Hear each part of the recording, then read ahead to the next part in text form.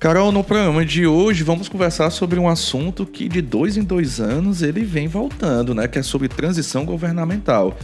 Por isso que estamos com esses 2 servidores aqui da casa. Você pode apresentar esses 2 conhecedores de transição governamental para a gente? A gente está aqui com o Cristiano Góes e com o Gilberto Bruno. Eles atuam na Secretaria de Controle Externo, mais especificamente, né, na Diretoria de Atos de Gestão 1, né? Então sejam bem-vindos, tanto o Cristiano como o Bruno aqui. Muito prazer. Muito obrigado. Então vamos lançar logo aqui a primeira pergunta. Vamos ser bem didáticos. O que é transição governamental? Primeiramente, queria dizer com a satisfação participar aqui e falar um pouquinho lá das nossas ações, especialmente nesse processo de transição governamental, que a gente sabe que muitas vezes ele é conturbado, né, e não acontece de forma satisfatória. E a transição de governo nada mais é do que um diálogo, na verdade, entre as partes, né, entre a gestão em final de mandato e que age também com representantes da gestão eleita, né, do governo futuro, né? Então, o que a gente quer, né, que aconteça esse diálogo e que eles possam fazer uma transição, uma transmissão de gestão sem que haja ali interrupções na prestação de serviços públicos, sobretudo aqueles serviços que são mais sensíveis à sociedade, né, como saúde, como assistência social e muitos outros. O Bruno falou bem. Primeiro, prazer estar aqui dialogando sobre transição. É um tema importantíssimo que, ao longo do tempo, o Tribunal de Contas vem fazendo esse trabalho, no sentido de fazer com que aconteça um processo de mudança política no município de forma tranquila, de forma com que os serviços públicos continuem sendo efetivos, né? Não se pode ter uma ruptura administrativa e, de repente, paralisa os hospitais, paralisa a educação, paralisa as ações públicas, trazendo prejuízos e transtornos à população. Então, o tribunal monta um grupo de trabalho de acompanhamento desse processo de transição, fazendo com que impulsionar esse processo. Para que a alternância de poder acontece, né, Bruno? É uma coisa que de 4 em 4 anos temos eleições municipais, então um determinado grupo pode ganhar ou pode perder a eleição. E nós vivemos um regime democrático, então a alternância vai ocorrer. Então nós, enquanto tribunal,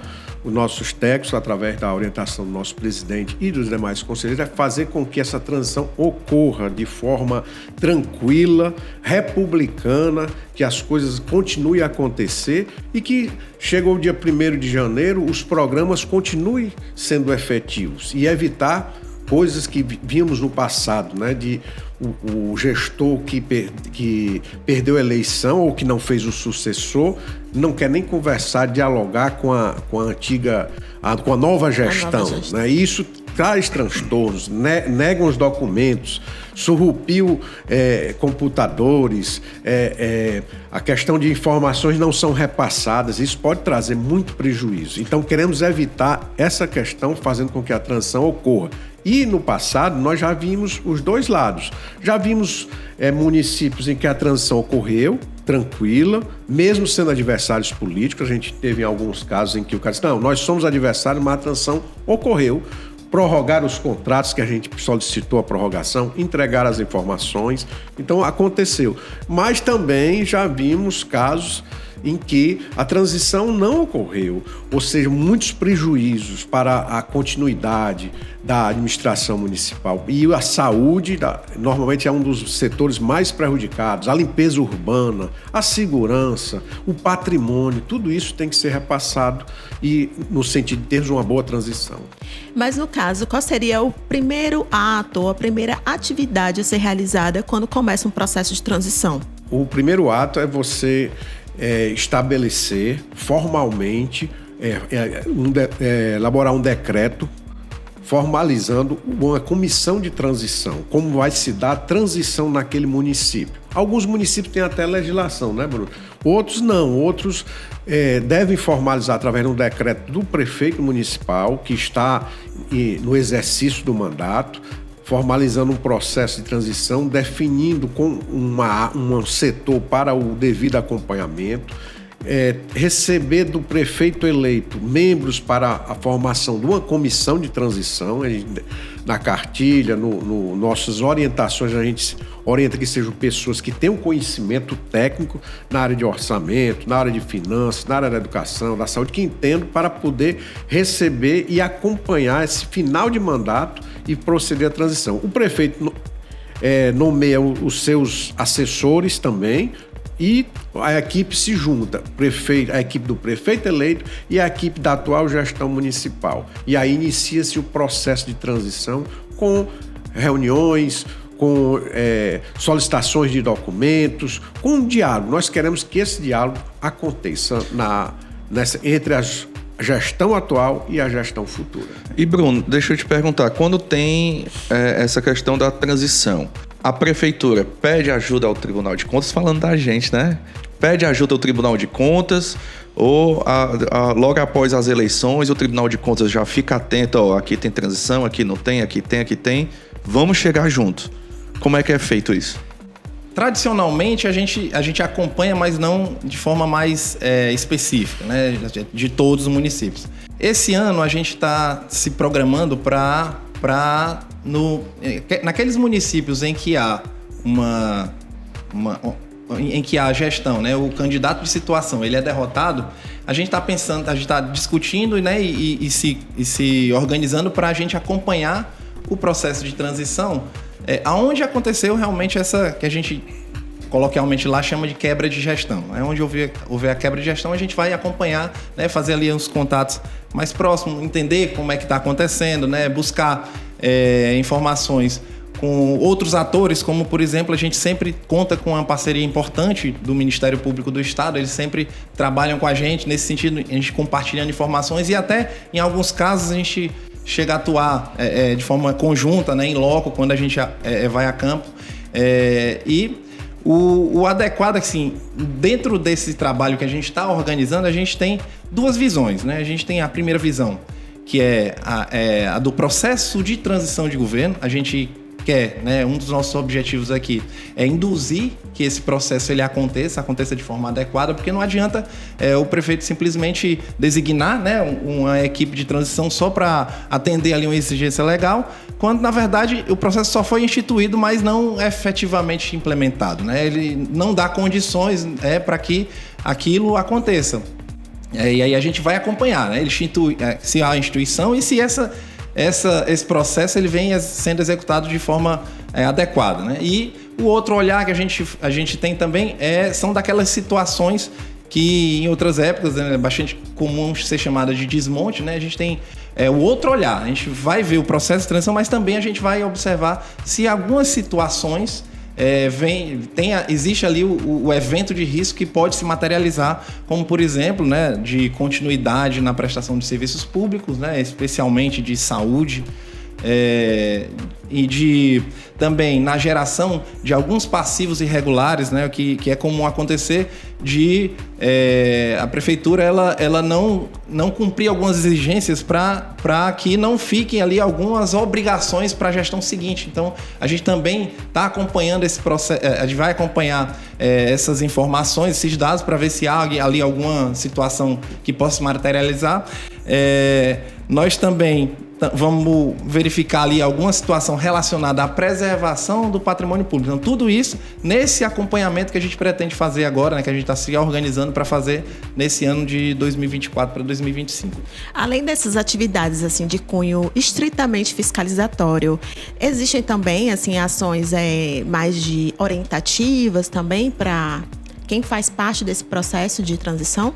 Sim, a gente está agora com a gente tem uma cartilha que foi lançada em 2020, né, na transição de 2020, e ela agora passou por uma atualização, né, a gente está fase final aí de atualização e deve ser lançada aí nos próximos dias, né, e também nós temos de forma para servir como base, né, uma instrução normativa 01 de 2016, que ela tem bastante modelos ali que os municípios podem já seguir, mas a cartilha que vai ser lançada agora também já vai ter bastante coisa, vai ser interessante como um norte aí para que os municípios eles consigam se organizar e fazer com que o processo aconteça. Vocês têm chegado junto das prefeituras também já para, independentemente do resultado, né? Que a gente ainda as eleições irão ocorrer, quando a gente está gravando aqui, ainda vai acontecer as eleições. Vocês já chegam junto da prefeitura já para dar essas instruções ou vocês esperam algo mais, ficam mais passivos mesmo? Tradicionalmente, a gente vinha atuando nos municípios em que havia uma seleção, né, uma matriz de riscos, e a gente fazia um trabalho tradicional de inspeção, como a gente sempre fez em todos os anos que houve transição de governo. Para esse ano, a gente pretende fazer um acompanhamento inicial à distância e aonde houver a necessidade de que a gente seja reativo, como a gente foi em outros anos, a gente ir, mas sempre a gente entender o que está acontecendo em cada um dos municípios em que houve essa alternância de comando da gestão. E só para finalizar, qual seria assim o produto final mesmo dessa comissão? É esse relatório ou existem outros resultados decorrentes desse processo? Olha, o objetivo principal desse grupo de trabalho da transição é fazer com que a transição ocorra, né? Que aconteça, que todos os municípios em que haja uma ruptura, o gestor não se reeleja ou não fez um sucessor, e mesmo que faça o sucessor, né, que mude, é preciso também, mesmo sendo do mesmo aliado político, que formalize o processo de transição, né? Mas a gente está focado principalmente onde ocorreu a ruptura política, para que ela ocorra. Então, o nosso principal produto é fazer com que a transição aconteça em todos os municípios em que houve esse processo de alteração do grupo político na gestão. Então, queremos que ela aconteça. Para tanto, conforme a gente falou, a gente elaborou uma cartilha que vai ser disponibilizada no site do TCE para orientativa de como deve se comportar o gestor municipal, o prefeito municipal e a própria comissão de transição.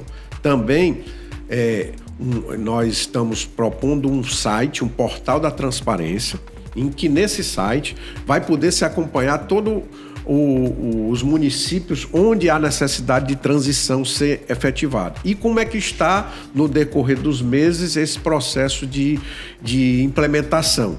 Nesse site serão disponibilizados diversos documentos sugestivos para servir de, sustentáculo para as ações da comissão de transição. Tem o modelo do decreto, tem o modelo de portaria de nomeação, modelos de ofício, modelos de atas, né? A equipe lá da nossa área, desse grupo, se debruçou para produzir documentos sugestivos para uma boa funcionalidade da comissão de transição. Então, o nosso primeiro produto que queremos é que a comissão de transição ocorra, que não haja dilapidação do patrimônio público, que a transição seja republicana, que aconteça de forma tranquila, né, essa mudança, e que as políticas públicas continuem acontecendo nesses municípios. Esse é o primeiro passo. Caso, né, Bruno, não se identifique situações dessas em que não aconteça a transição, em que hajam relatos de denúncias, em que o Ministério Público reporte problemas, em que a própria denúncia da área social, do próprio município, relate que determinados serviços estão sendo interrompidos, aí nós passamos para uma outra fase, que é a fase de nós acompanharmos mais de perto, dentro de todos os critérios que o tribunal tem de uma eventual fiscalização, nós iremos a campo para acompanhar e, se for o caso, eventualmente até aplicar sanções após o devido análise através do processo. Então, a princípio, é buscar que a transição ocorra de forma tranquila, serena, republicana e, caso não ocorra, caso aconteçam os problemas que sejam identificados, a atuação mais célere do tribunal no sentido de apuração de responsabilidades para eventuais problemas. Mas queremos que aconteça tudo tranquilo, né? Esse é o nosso principal objetivo. E falando agora sobre o cliente final, que é a população, como é que a população pode ser partícipe de todo esse processo? Nós temos o próprio site de acompanhamento em que vai ter uma radiografia do processo de transição e lá vai ter os canais para a população e a própria comissão de transição se comunicar diretamente com a nossa equipe de acompanhamento dessa transição. Nós teremos uma equipe que estará com um canal direto, com telefone, com WhatsApp, para que você apresente informações ou, se for o caso, reporte questões, situações que mereçam a devida análise do tribunal. E temos a nossa ouvidoria. A ouvidoria tem a possibilidade de você reportar, fazer denúncias, repassar informações que acham que o tribunal deve tomar. Então, a ouvidoria e o contato direto com o nosso grupo de transição é como a população pode nos contactar. Fale conosco através desses canais, seja do telefone, do WhatsApp ou através da ouvidoria. Eu vou pedir até pro Gabriel, nosso editor, botar o telefone da ouvidoria, o e-mail, o endereço aqui para ficar mais fácil para a população entrar em contato e ficar também de olho no que está acontecendo se tiver uma ruptura política, que é onde a gente vê onde tem os maiores problemas, né? Quero agradecer a presença de vocês dois, né, em nome da assessoria de comunicação do tribunal. Obrigado pela participação de vocês. É um tema, como eu até falei no começo do programa, né, de 2 em 2 anos, que é o municipal revezando aí com o estadual. Acontece esse processo de transição e eu acho que conversar e comunicar fica cada vez mais esclarecedor. A gente agradece a participação de vocês, né, Bruno e Cristiana, aqui no Conexão Cidadão. Tá, muito obrigado. Muito obrigado, gente.